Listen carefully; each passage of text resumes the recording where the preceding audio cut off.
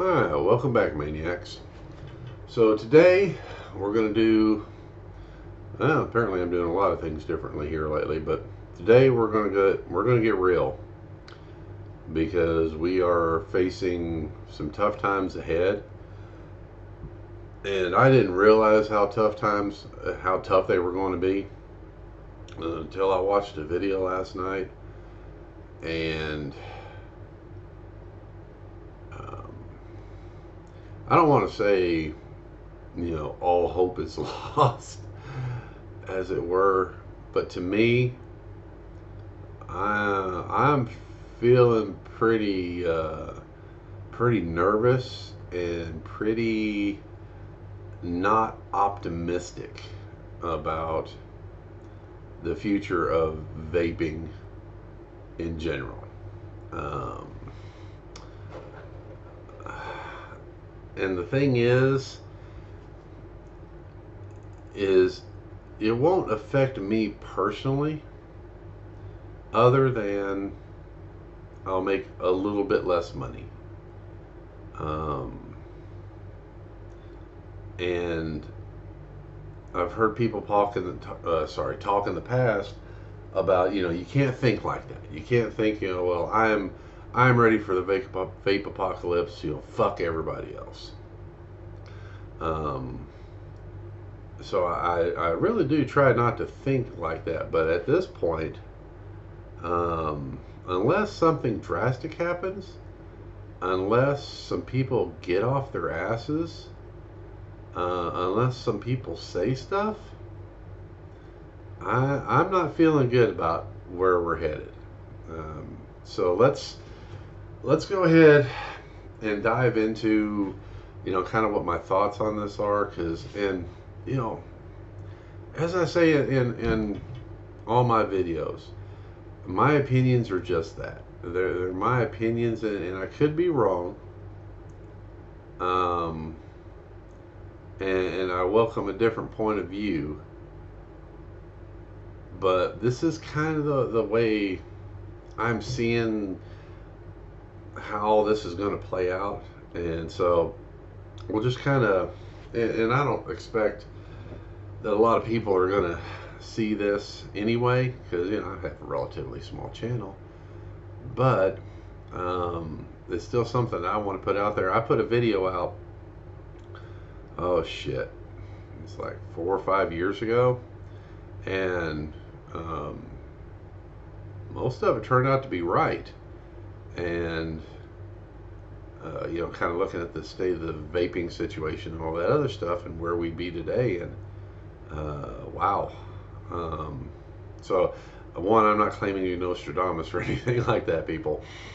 But so let's get into this. So the video I watched yesterday, it was from Matt from Suck My Mod, and he had a gentleman on there from ESA, and they were also members of VTA, board members of VTA.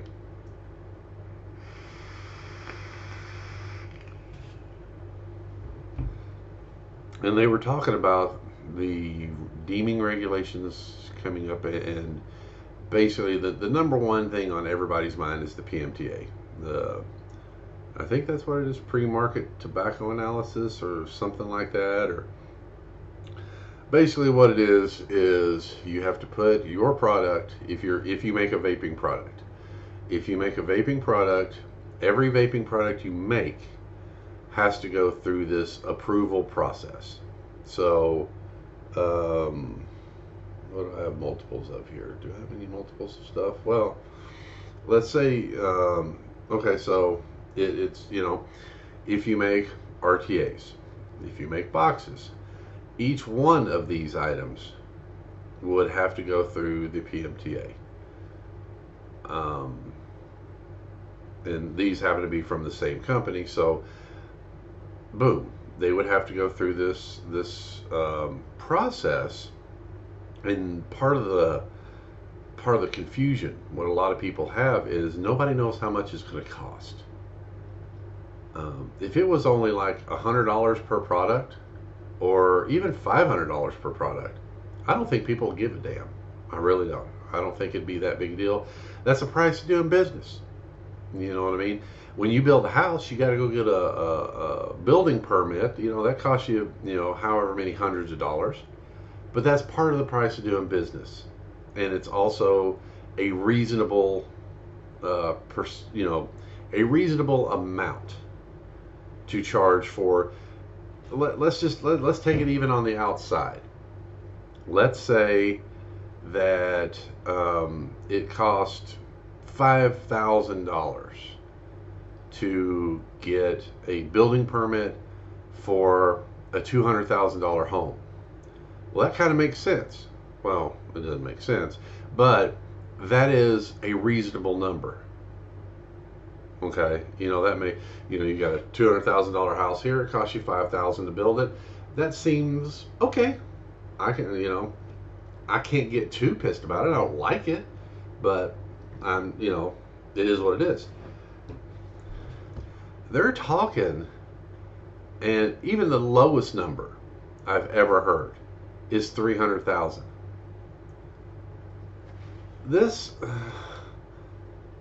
is the Titan PWM mod. You get it, you can go buy it retail for like 65, you know, maybe $75, somewhere in that vicinity. Wholesale on them is probably around 40. So it probably takes them, manufacturing cost is probably somewhere around, I guess, 20, 25. So you're trying to tell me that this is fair, this is reasonable, that on a $25 to $30 product, I need to pay $300,000 to get it on the market? Really? And you consider that fair? You consider that normal? You're like, okay, well, you know, we should do that then. We should do that. Okay. Next example. I'm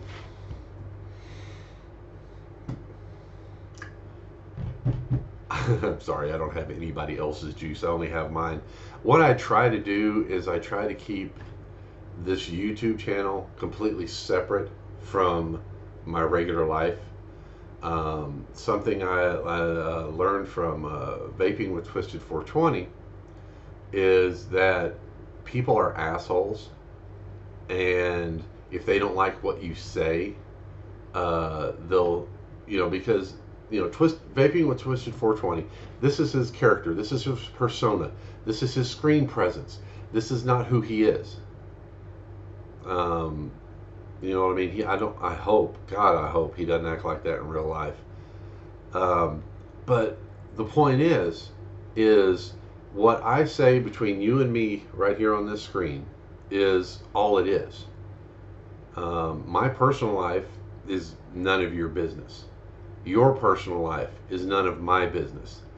We're here to discuss vaping and products and how they work and all that other good jazz. So I keep my personal stuff away from this channel. But here we go. This one doesn't have a label on it. This bottle of juice right here, 60 ml container of juice. It costs out at less than $4 a bottle for all the ingredients, bottle, caps, label, VG flavoring, nicotine, all that other stuff is less than $4. It's actually less than $3. You mean to tell me that this seems reasonable to you? That I should be charged, that I should have to go through $300,000? I'll tell you what, let's drop that down even more, shall we? Let's say $100,000. Is that still fucking reasonable? To charge $100,000 just so I can bring a $3 product to the fucking market? And that's reasonable to you. That makes perfect sense. That's just like, oh yeah, that's yeah. That's the way it should be. Okay, now maybe I'm different, but I don't see it that way. Let's have a vape, shall we?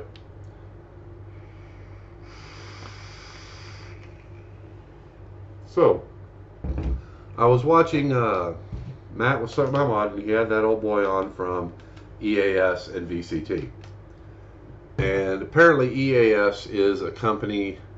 Um, they there's a lot of family owned on their website, and if they are, more power to them. But I could only find three products.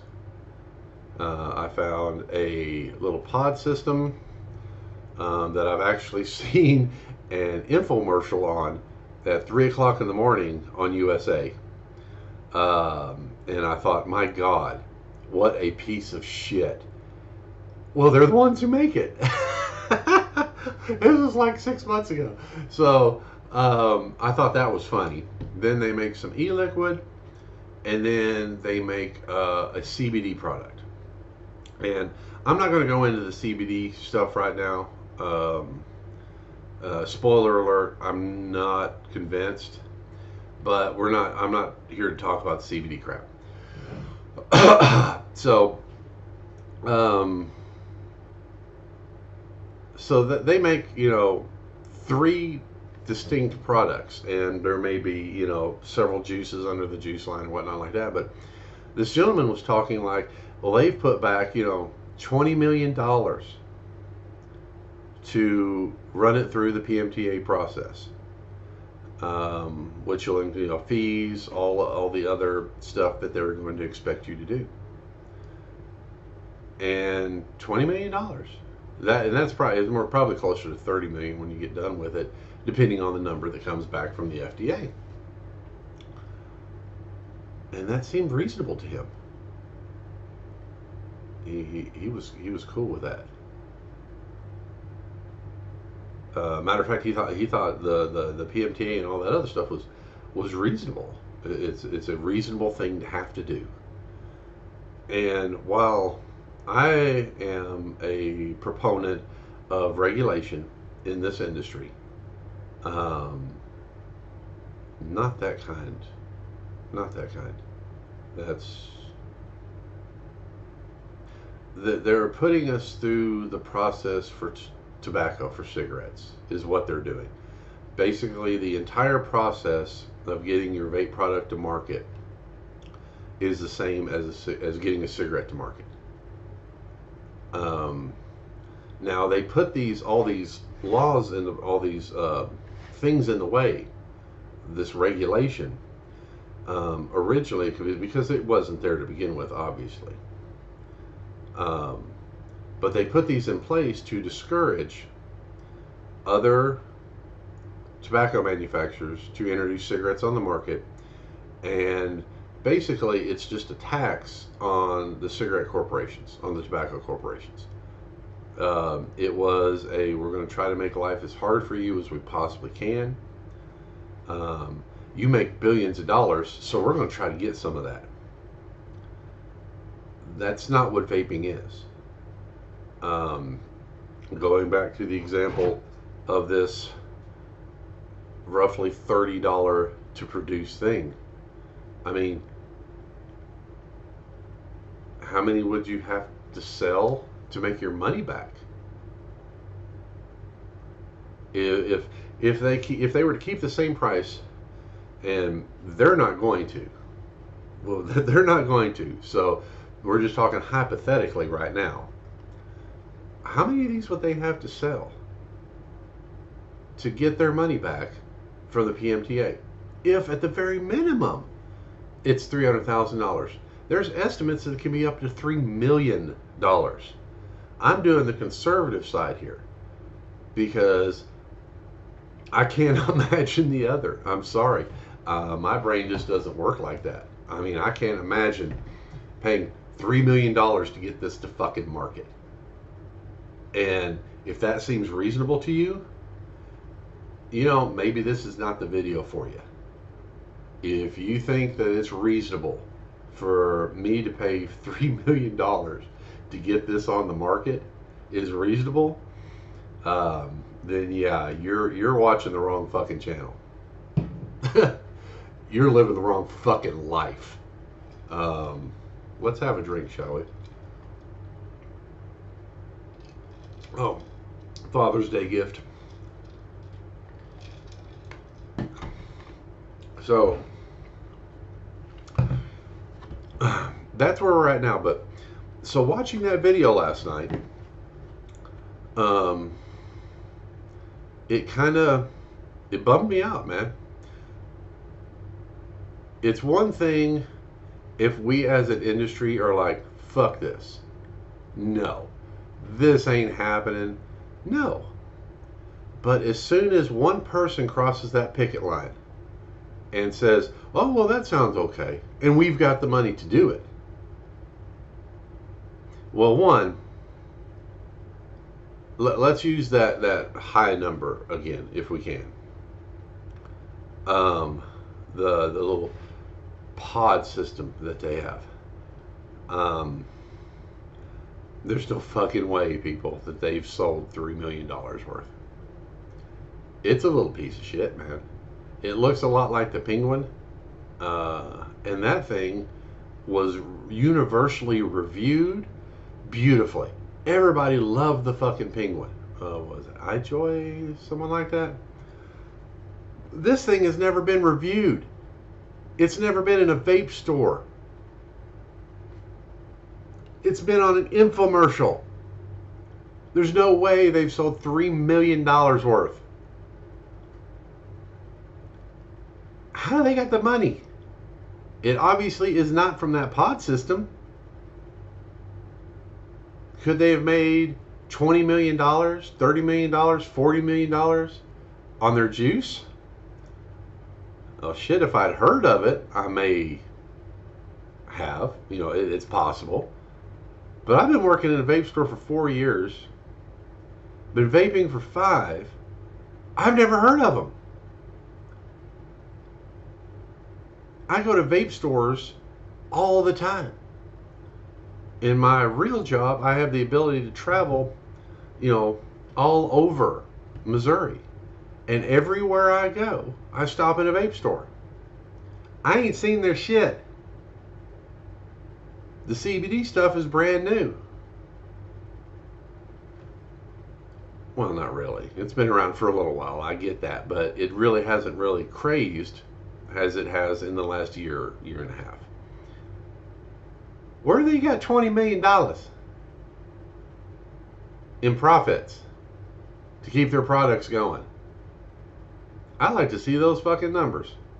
That'd be fucking awesome. Because there ain't no fucking way you've got 20, 30, 40 million dollars to spend on the PMTA. Whatever is your source of income, it is not your vaping stuff. It ain't.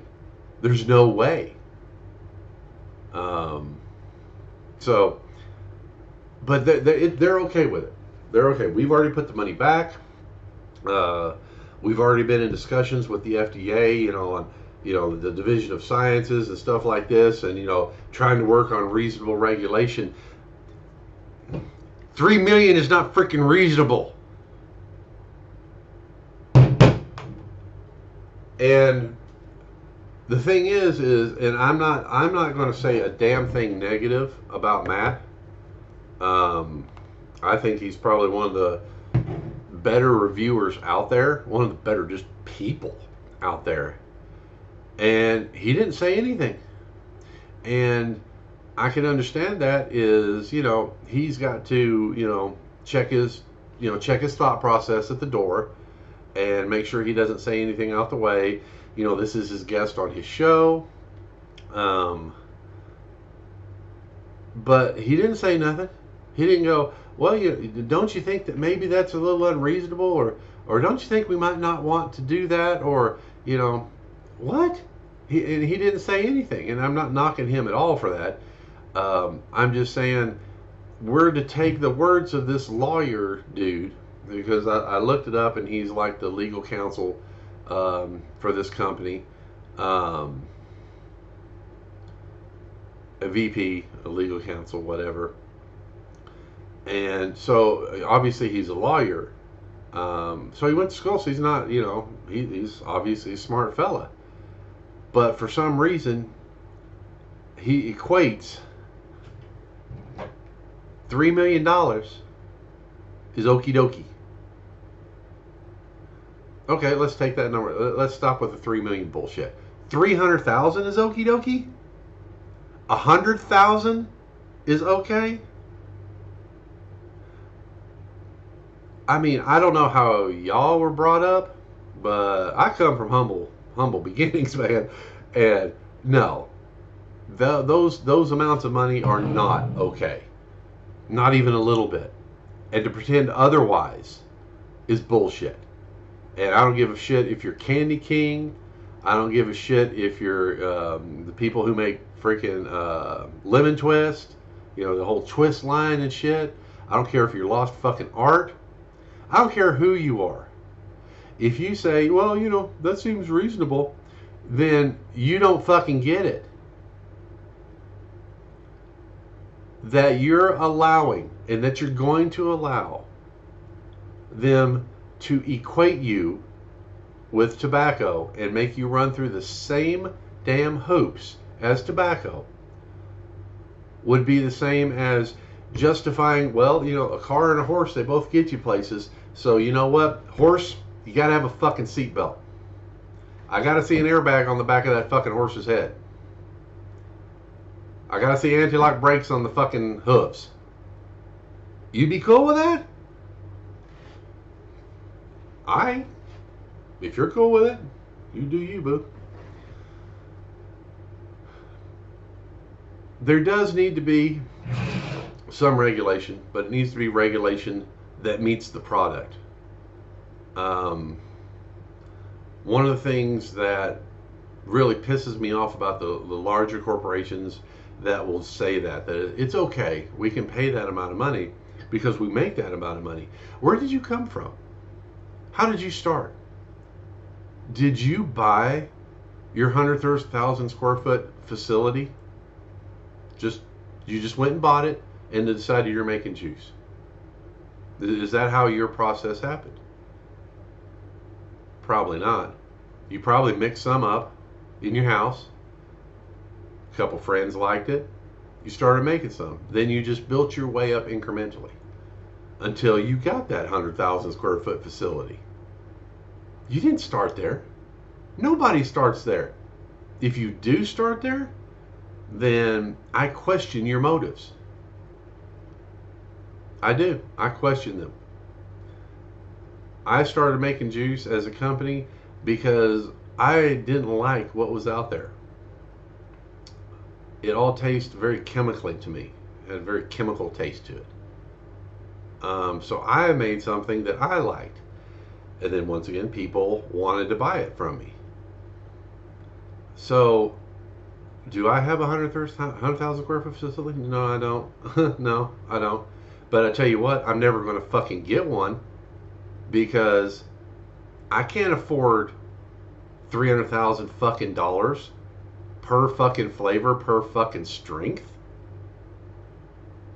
And that seems okay to y'all. That seems fine. So anyway, the long and the short of it is I'll be okay, folks. I make juice. I make boxes.